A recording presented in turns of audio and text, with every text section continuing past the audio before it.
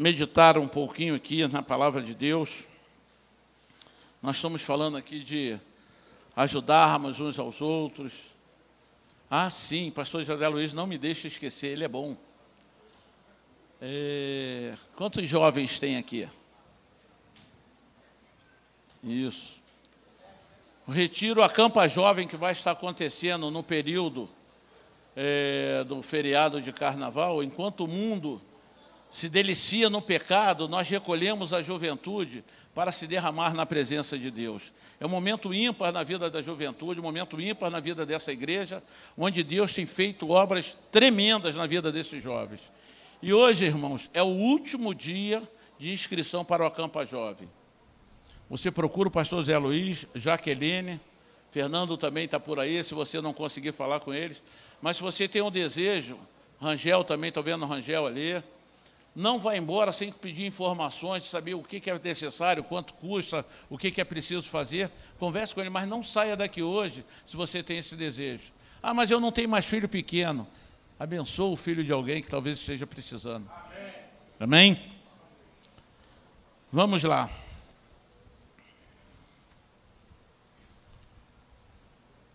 Quantos aqui desejam ser usados por Deus? O que nós queremos meditar nesta noite tem muito a ver com isso. E eu entendo que muitas pessoas, às vezes, começam a colocar obstáculos. Ah, mas o que eu vou fazer na obra de Deus? Eu não sou de falar muito, eu sou tímido, eu sou isso, eu sou aquilo. Nós colocamos obstáculo. Eu quero te dizer uma coisa, Deus quer te usar da maneira que você é. Ah, mas eu não tenho habilidade. Talvez não, você pense que não. Mas Deus vai usar até na sua timidez para que você possa fazer a obra dele.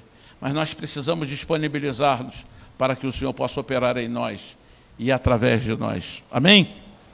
E eu acho muito interessante para contextualizar um pouquinho isso e trazer dentro daquilo que eu quero falar, é a história do próprio Moisés. Se nós olharmos a história de Moisés, Moisés nasceu num período em que, você conhece a Bíblia, diz a palavra de Deus que o povo de Israel os judeus estavam crescendo de uma maneira absurda, e houve uma ordem para que todo filho, quando nascesse, fosse homem, fosse jogado no rio. E assim seria feito para que parasse de crescer, porque o medo de Faraó naquela época é que, dado o crescimento sem controle, não havia controle de natalidade lá no meio do povo de Israel. O número crescia tanto que o temor deles é que, ao ser atacado por inimigo, esse povo se unisse a eles e os destruíssem. Então eles queriam estancar esse crescimento. E não há nada melhor de estancar se não houver o homem, deixava sua mulher. Isso, inclusive, vai provar essa teoria que tentam propagar aí no mundo. Tem que ter um homem e uma mulher para a humanidade continuar crescendo. Mas, enfim, não é o contexto aquilo que a gente quer dizer. Moisés nasce. Isso você pode acompanhar na sua leitura em casa, no livro de Êxodo, no capítulo 1.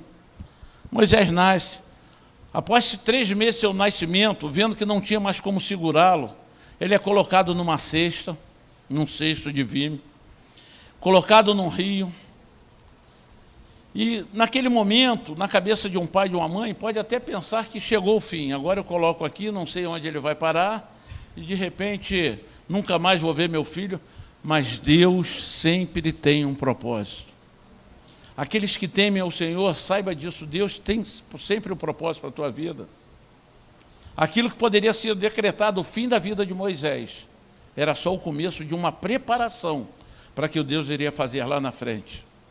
Porque ele cresce no meio do povo de Faraó, dentro do castelo, tendo todo o ensinamento do bom e do melhor.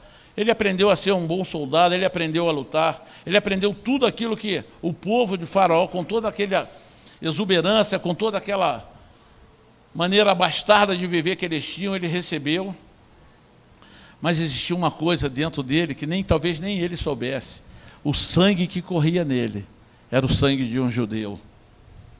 E o sangue que está em você é o sangue de Jesus Cristo. Ainda que você possa não pensar que não, ainda que você possa se achar incapaz, existe uma promessa de Deus para a tua vida. Existe uma expectativa de Deus na minha vida e na tua vida.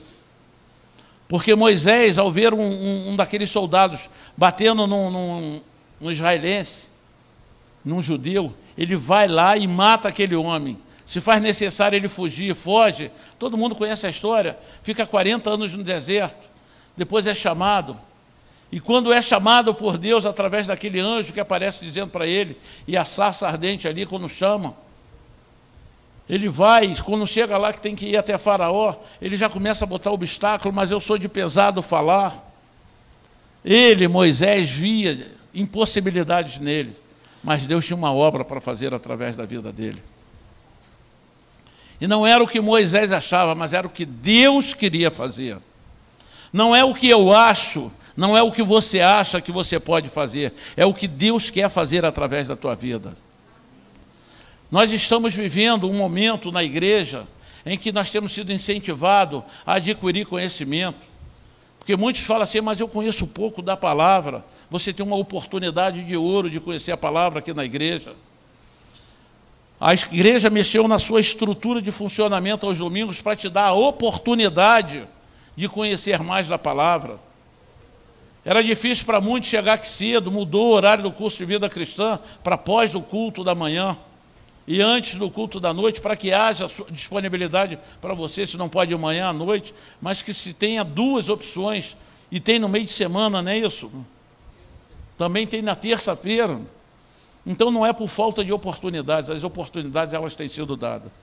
Então se você disser para mim que não conhece a palavra, você tem a oportunidade de conhecer.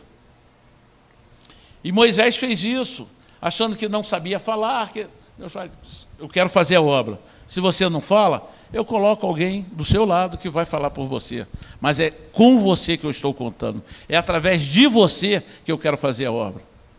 E eu gostaria que você olhasse para o seu irmão neste momento e falasse, Deus quer fazer a obra através de você.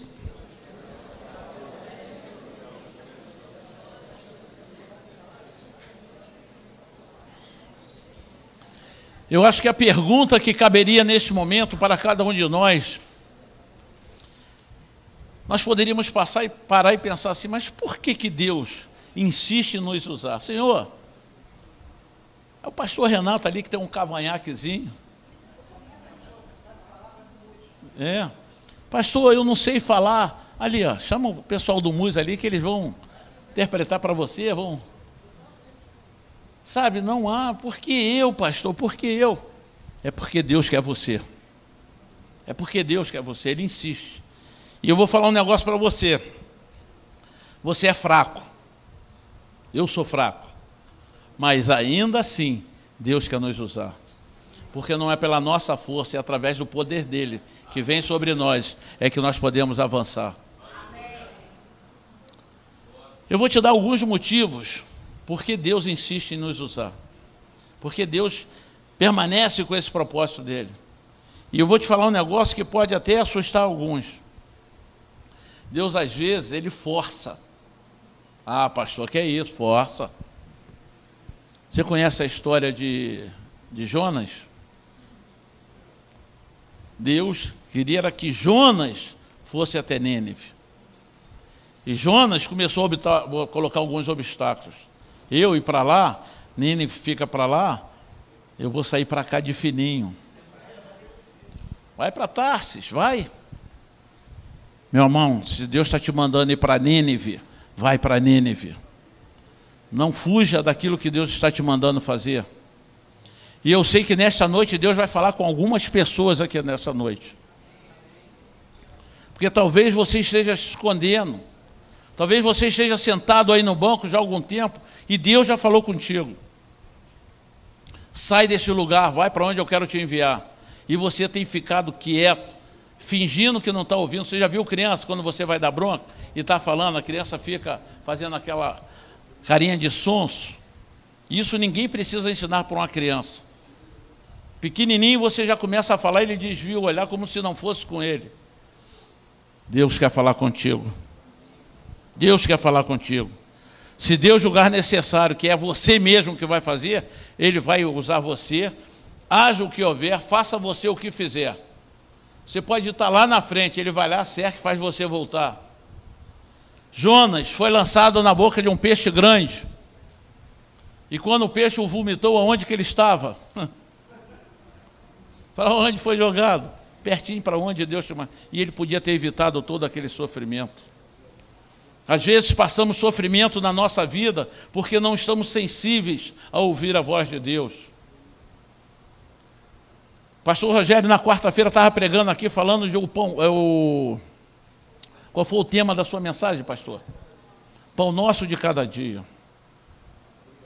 Que pão é esse?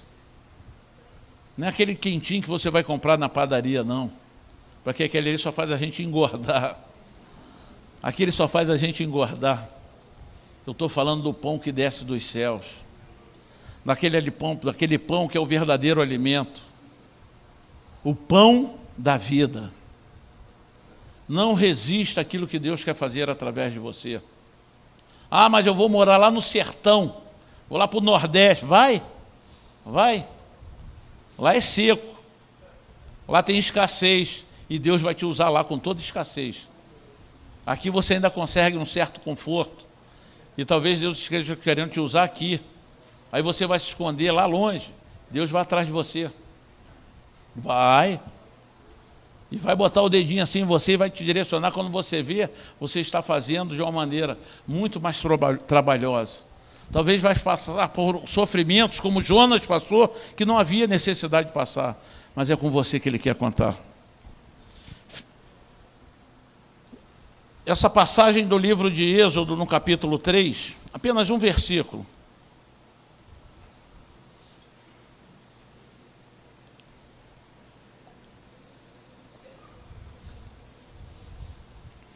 Olha aqui que Moisés estava fazendo. O Êxodo capítulo 3, versículo 1 diz que apacentava Moisés o rebanho de Jetro, seu sogro, sacerdote de Midian, e levando o rebanho para o lado ocidental do deserto, chegou ao monte de Deus, a Horebe. Apareceu-lhe o anjo do Senhor numa chama de fogo no meio de uma sarça. Moisés olhou e eis que a sarça ardia no fogo e a sarça não se consumia. E ali se deu um processo que você conhece. Escondido no meio do deserto, mas Deus foi lá falar com ele. Escondido, achando que ninguém mais ia achá-lo naquele lugar, ia viver sua vidinha tranquila. Mas Deus tinha um propósito, porque chegou aos ouvidos do Senhor o clamor daquele povo que sofria no Egito. Meu irmão, minha irmã, há condições de colocar a missão da igreja aqui no Data Show? Há um povo que está chorando e gemendo lá fora. Há um povo que está gemendo, clamando lá fora, para que Deus envie alguém para falar. E às vezes você está no ponto de ônibus, você está no seu trabalho, na sua faculdade, você está aonde você estiver, na rua, na fila de um banco, e as pessoas param perto de você, e nós muitas vezes somos egoístas, somos insensíveis. Eu estou falando isso para mim também, tá, meu irmão? Porque a gente fica numa correria, numa agitação tão grande, e esquecemos do nosso próximo. Deus moveu o coração do pastor José Luiz aqui ao final do louvor para esse momento de oração, falando de expressarmos aqui o nosso amor pelo próximo, não orar por nós, pelas nossas próprias causas, mas que orássemos pelas causas alheias, pelas causas do próximo.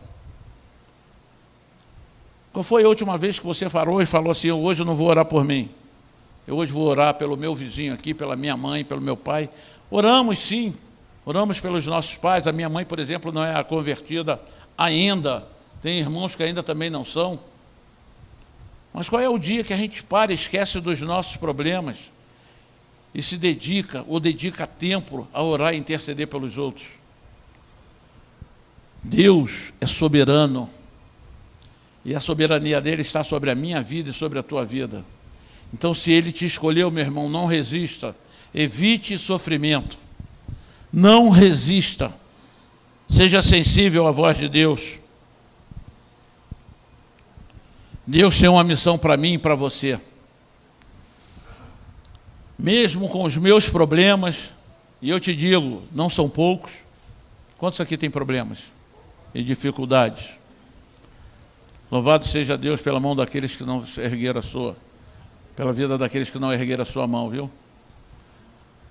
Mas eu tenho problemas, não poucos. Você pode até achar que não tem como realizar, mas Deus quer realizar. E se Ele deseja realizar, Ele vai te usar. Outro dia eu estava aqui, não sei se eu já falei isso para a Carmita. A irmã passou ali, a Carmita vinha subir na rampa ali com a bolsinha dela. E a irmã falou assim, velhinha, ali é fogo, né? Eu falei, em todos os sentidos, meu irmão. É fogo purinho.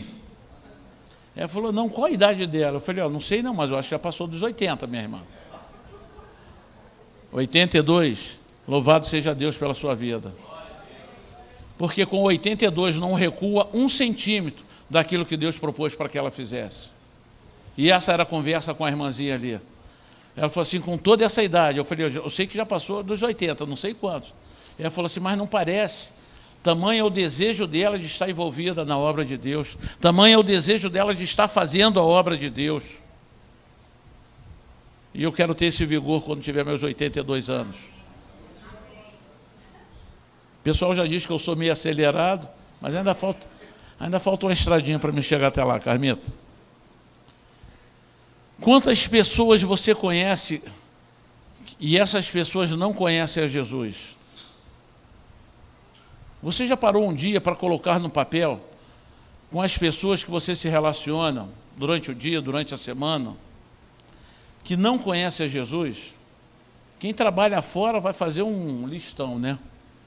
Mas não precisa nem sair muito do âmbito da família, não. Pega os seus familiares diretos, a sua parentela, vizinhos, os amigos mais próximos, e você vai ver a lista que dá. Você tem se preocupado com esse povo? Você tem se incomodado com o pecado que esse povo vive? A Bíblia diz que aquele que peca torna-se escravo do pecado. E é comigo e contigo que Deus está contando para libertar esse povo do pecado. Quantas não são as pessoas, a gente que trabalha aqui na igreja e fica olhando o movimento aí na rua durante a semana, de pessoas perdidas, de pessoas sem rumo.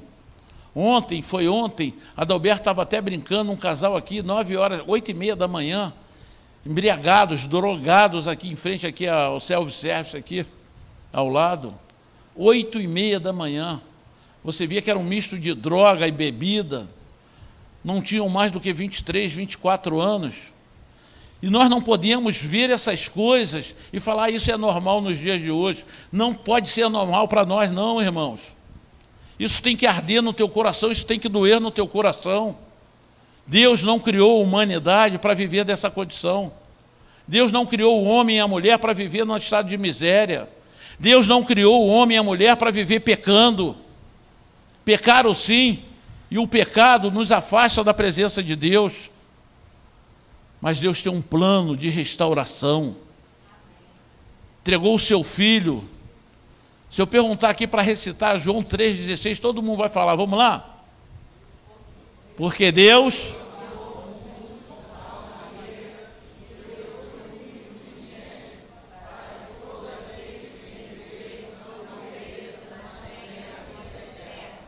Quantos já alcançaram a vida eterna? Você tem que dizer que sim, meu irmão. A não ser que você não tenha certeza disso. Mas o que você tem feito para que outras pessoas sejam alcançadas? Nós sabemos que Deus amou o mundo. Não é que nós que amamos a Deus, Ele amou o mundo primeiro. Mas de uma maneira tal que entregou seu próprio Filho. Ele tem um plano de restauração através de Jesus Cristo. Mas nós temos apresentado Jesus para essas pessoas. Nós vivemos o ano do ID. Precisamos viver o ID. Precisamos pregar o Evangelho. Precisamos sair da nossa zona de conforto. pregar em casa, pregar no trabalho, no colégio, faculdade, na rua, no banco, aonde você estiver. Isso tem que arder no teu coração. Não podemos ser egoístas e dizer, eu já recebi a minha fatia, já recebi a minha fatia do bolo, cada um que corra atrás da sua. Não, porque antes de eu e você se convertermos, pessoas estavam de joelhos orando por nós.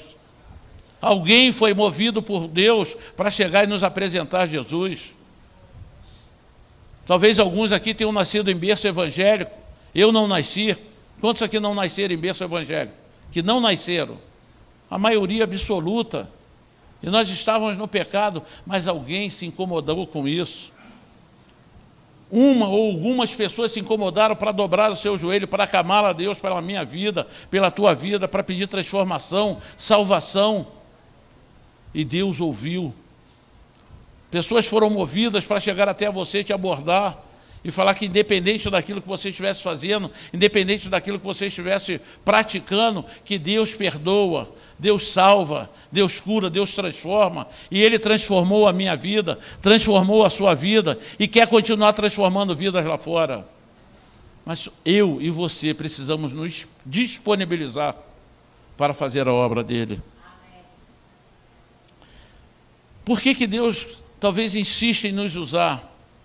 Ele tem um plano para a minha vida e para a tua vida. Ele quer completar a história que Ele começou na minha vida e na sua vida. Deus não quer somente que a partir do momento que nós tenhamos tomado uma atitude de erguer a nossa mão, abrir os nossos lábios, porque a Bíblia diz que coração nós cremos, com a boca confessamos, não é isso? E aí declaramos Cristo como Senhor das nossas vidas. Outro dia estava aqui conversando, semana passada, com o pastor Divino, e as pessoas precisam aprender o sentido do senhorio de Deus na nossa vida. Porque quando nós entendemos esse senhorio de Deus na nossa vida, nós nos submetemos a Ele, nós passamos a obedecê-lo, a fazer a sua vontade.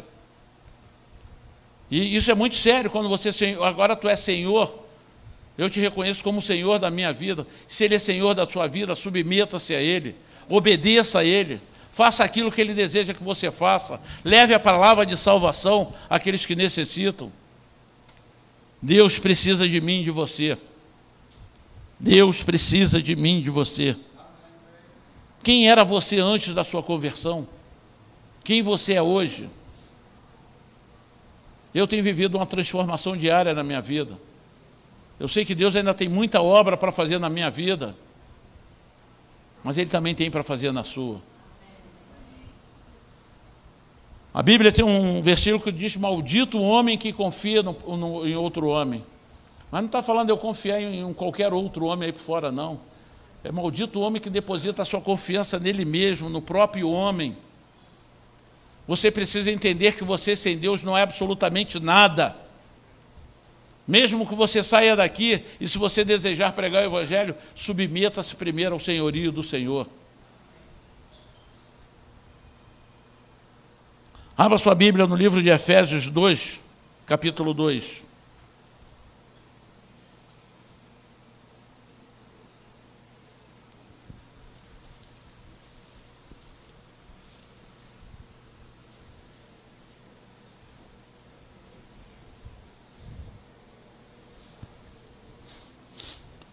Efésios capítulo 2, no versículo 4, diz assim, mas Deus, sendo rico em misericórdia, por causa do grande amor com que nos amou, e estando nós mortos em nossos delitos, nos deu vida juntamente com Cristo. Pela graça sois salvos. E juntamente com Ele, nos ressuscitou e nos fez assentar nos lugares celestiais em Cristo Jesus. Para quê? Versículo 7. Para mostrar nos séculos vindouros a suprema riqueza da sua graça em bondade para conosco em Cristo Jesus. O que eu recebi, eu tenho que ter no meu coração o desejo de compartilhar.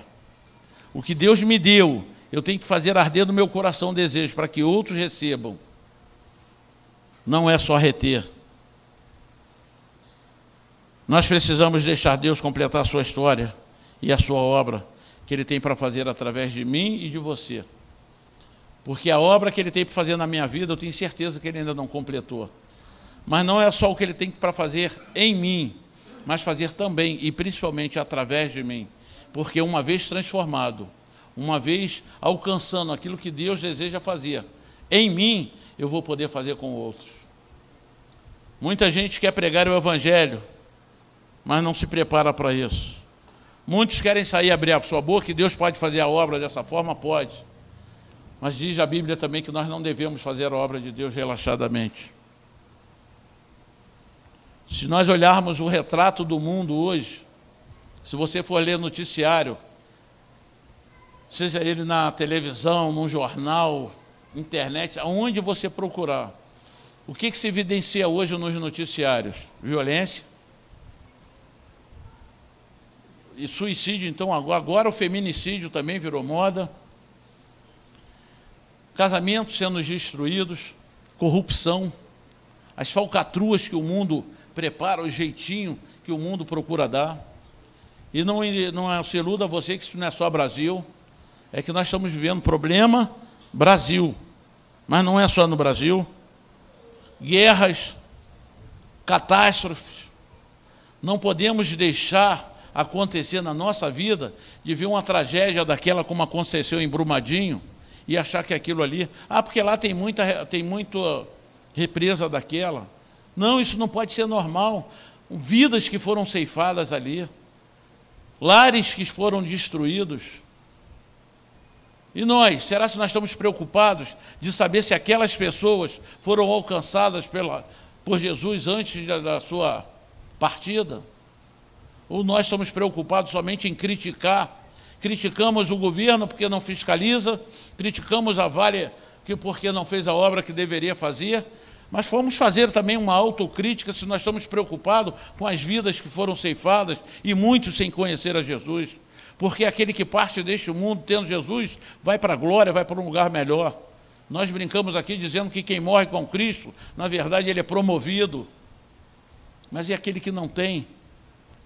E nós ficamos procurando defeito no governo, porque o governo é corrupto, tem muita corrupção no meio do político, tem, e nós sabemos que tem. Mas se você parar num local proibido, o guarda vier te abordar dizendo que vai te multar, qual é a tua atitude? Recebe a multa porque estacionou no lugar errado? Ou vai tentar conversar e dar um jeitinho para ver se ele te libera? Porque se assim agimos, não somos melhores do que aqueles que estão nos gabinetes do governo. A atitude da corrupção, ela tem o que corrompe, tem um corruptor, mas tem um corrompido também. Tem duas pontas. Não é só aquele que é corrupto que está lá sentado, não. Ele é corrupto porque alguém aceitou. E nós precisamos avaliar a nossa vida, porque Deus quer nos usar, mas Ele precisa de pessoas que se submetam a Ele, entender esse verdadeiro sentido do senhorio de Deus na nossa vida, para que Ele possa fazer a obra por completo. Ele quer completar a história na minha vida e na tua vida. Deus se importa com aqueles que estão sofrendo lá fora. A missão da nossa igreja, e não é para este ano, não é deste ano, mas já é de tempos passados, é uma visão de Deus. Você pode dizer, repetir para mim, qual é a missão da nossa igreja?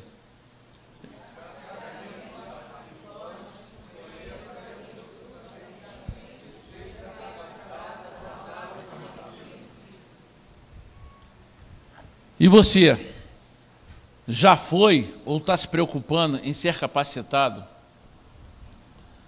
de conhecer profundamente a Deus, para que você esteja apto, capacitado a torná-lo conhecido?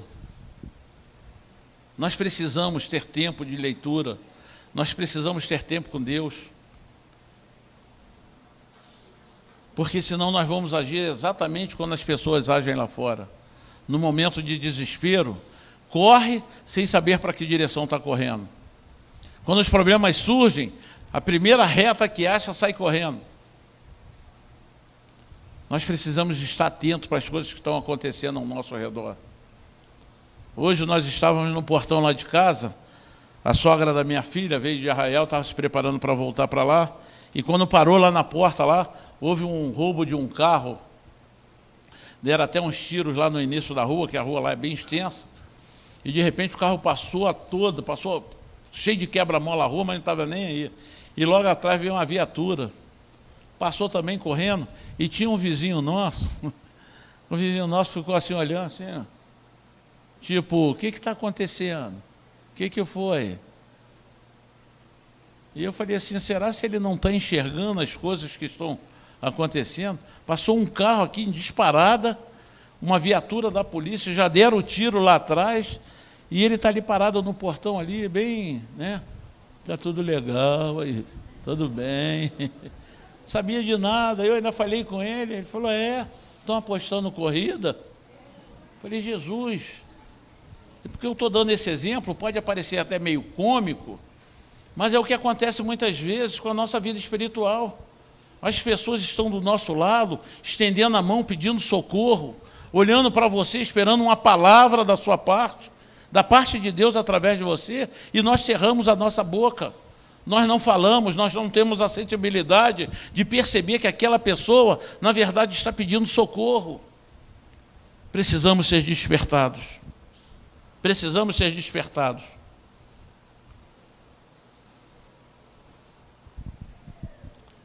Você recebeu de Deus a chave para abrir algemas que tem aprisionado muitas pessoas nesse mundo. E muitas vezes nós não estamos fazendo uso. As pessoas continuam aprisionadas ao nosso lado e nós não vamos ao socorro delas. Você precisa olhar e pedir a Deus, Senhor, me mostra de que forma eu posso agir na vida deste irmão, daquele irmão. De que forma eu posso fazer, o que eu posso fazer e de que forma eu posso fazer para que aquele irmão possa ser transformado, ser alcançado. Nós precisamos ser esse instrumento de salvação nas mãos do Senhor. Levante a sua mão.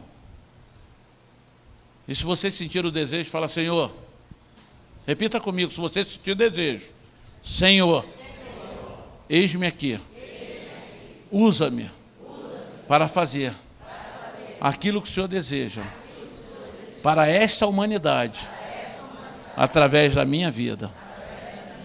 Amém.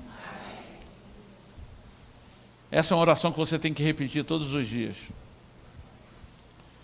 Porque uma vez dito, eis-me aqui, não tem volta. Não tem volta. Eu me converti há 20 e poucos anos atrás e uma vez levantei a mão e falou, Senhor, eis-me aqui. E eu sou testemunho de que realmente não tem volta. Não tem volta. Eu gostaria de convidar os músicos, porque existem alguns pré-requisitos para aqueles que querem ser usados por Deus. E você precisa ser despertado para isso. Talvez você esteja até aqui nesta noite, e neste primeiro momento, você falar para mim assim, pastor, mas eu ainda nem tomei uma decisão com Jesus. Nós sempre olhamos, nós sempre tentamos direcionar e falar com as pessoas assim, se fulano estivesse aqui esta noite para ouvir essa mensagem. É com Deus, é com você que Deus quer falar. É você que veio aqui nesta noite. Então é com você que Deus está falando. E talvez você esteja aqui e ainda não tomei nem minha decisão, como é que eu vou trabalhar para Deus? Eu frequentei o banco da igreja durante um tempo também, sem tomar minha decisão. Mas Deus vinha falando comigo.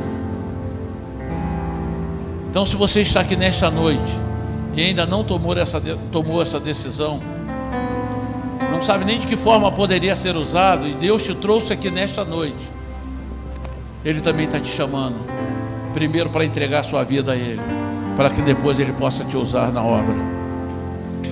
E se há alguém entre nós que tem esse desejo no seu coração nesta noite de entregar a sua vida para Jesus, eu gostaria que a igreja neste momento curvasse a sua cabeça e fechasse seus olhos.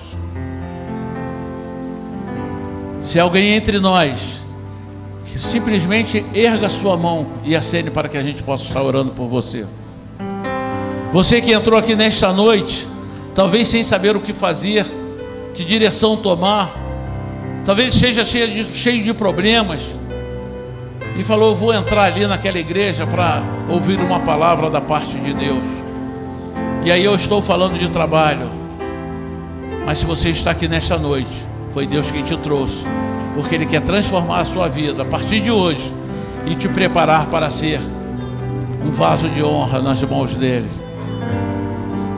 Talvez você até que já trabalhou na igreja, você que já esteve envolvido na obra e por um motivo qualquer se esfriou na fé, se afastou do Senhor.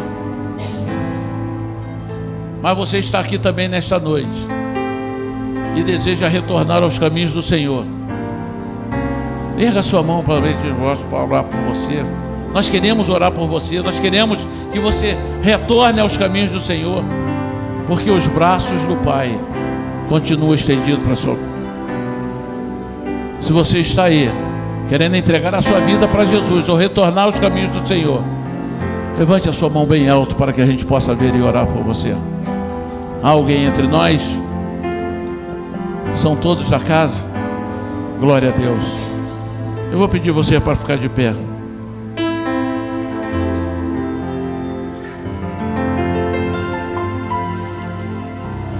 Crendo que Deus ainda está falando no coração nesta noite. Vamos cantar esse cântico.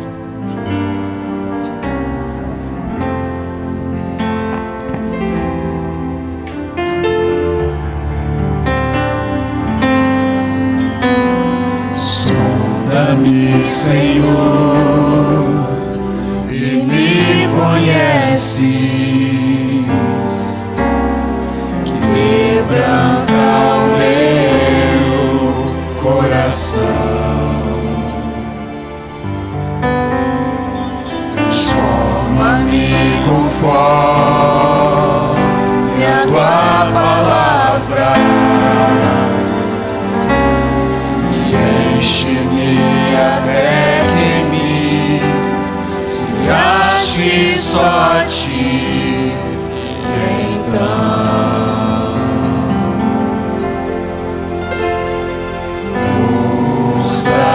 usa-me, Senhor,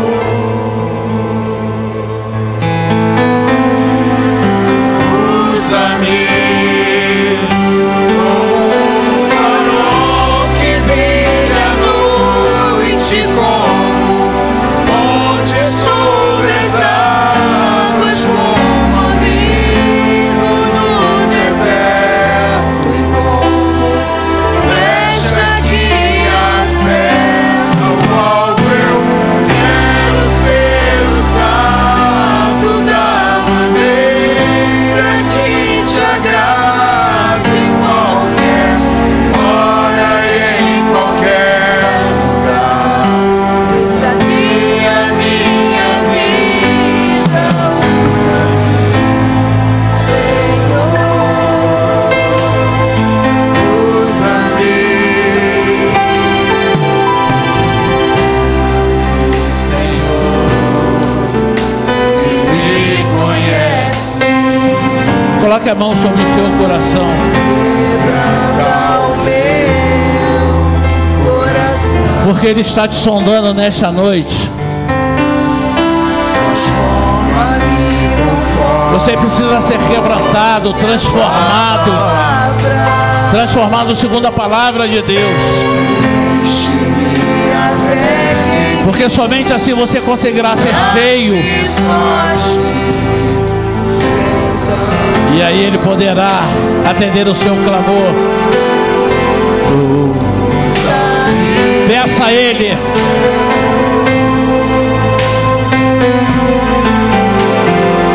usa-me como um farol que brilha à noite, como ponte sobre as águas, como abrigo no deserto, e como flecha que acerta o alvo. Eu quero ser usado da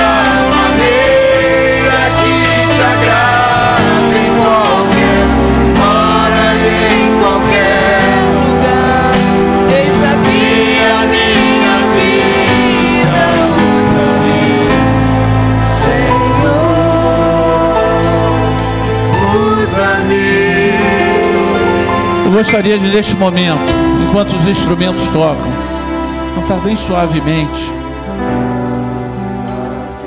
Você que talvez trabalhe em algum ministério da igreja e tem se sentido fraco, está pensando em desistir, ou você mesmo que ainda não se envolveu e tem dúvidas quanto ao seu envolvimento na obra de Deus, Deus nesta noite está dizendo para você: eu conto com você. Eu estou aguardando você se disponibilizar para que eu possa te usar. Ele quer te usar, Ele quer te encher para que você possa ser usado. Se você tem se sentido fraco, mesmo trabalhando em algum ministério, coloque a mão no seu coração. Nós não queremos expor ninguém, mas coloque a mão no seu coração.